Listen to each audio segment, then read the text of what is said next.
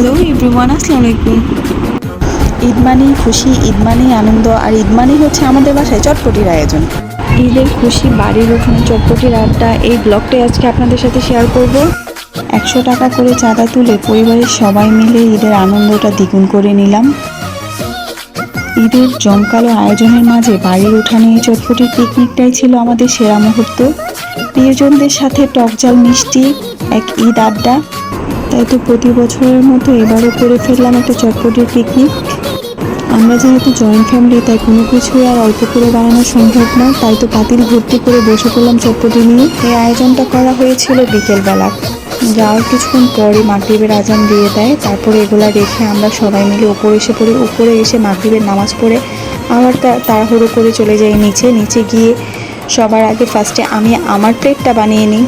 প্রথমে নিয়েছিলাম চটপটির ডাল, তারপরে নিয়েছিলাম চটপটি বানাতে যা যা লাগে নিজের ইচ্ছে মতো সব কিছু নিয়ে বানিয়ে খাচ্ছিলাম।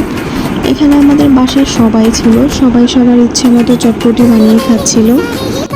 বাসায় চটপটি বানিয়ে খেলে একটা সুবিধা আছে, নিজের ইচ্ছে মতো যা যা লাগবে পরিমাণ মতো নিয়ে বানিয়ে খাওয়া যায়।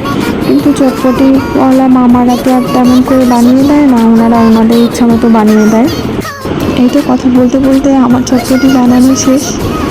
আমি খেয়ে দেখছিলাম এটার টেস্টটা কেমন হয়েছে।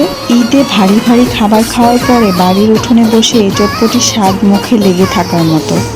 ফ্যামিলি পিকনিক, ঈদের আনন্দ যেন আরও রঙিন হয়ে ওঠে।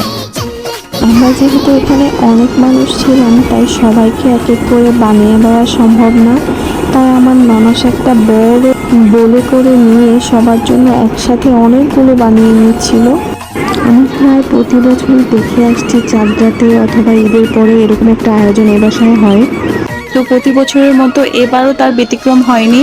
এখানে আমি আমারটা একবার বানিয়েছিলাম, বানানোর পরে মনে হচ্ছে আর একটু মশলা লাগবে, তাই আমি বিট লবণ সব মশলা টশলা একসাথে দিয়ে আবার আরেকটু ভালো করে মেখে নিচ্ছিলাম। শীত হোক বা গরম, চটপটি আড্ডায় কোনো সিজন লাগে না, যে কোনো সময় চটপটি খাওয়া যায়। এই তো উপরে একটু ফুচকা ভেঙে দিয়ে দিচ্ছিলাম, তারপরে দিয়ে দেবো উপরে একটুখানি ডিম, তারপরে দিয়েছিলাম সামান্য একটুখানি টক। এই টক দেওয়ার পরে মনে হয়েছে আমার চটপটিটাই নষ্ট হয়ে গিয়েছে, কেননা চটপটিতে আমি টক পানি খাই না।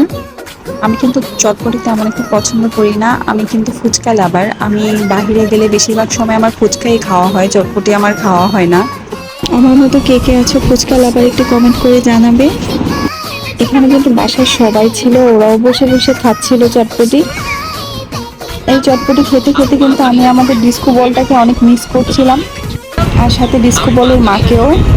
এখানে আমার পাখিটাও বসে বসে খাচ্ছিল, আর আমার ননদের মেয়ে আমাকে বলছিল মামি আমাকে একটু বানিয়ে দাও, তো আমি ওকে বানিয়ে দিচ্ছিলাম। ওরটা বানিয়ে দেওয়া দেখে আমার মেয়েও আবার রাগ করছিল, বলছিল যে আমাকেও বানিয়ে দাও। আমাদের চটপটি খাওয়া দেখে আমাদের বাসায় বিড়ালটাও চলে এসেছিল।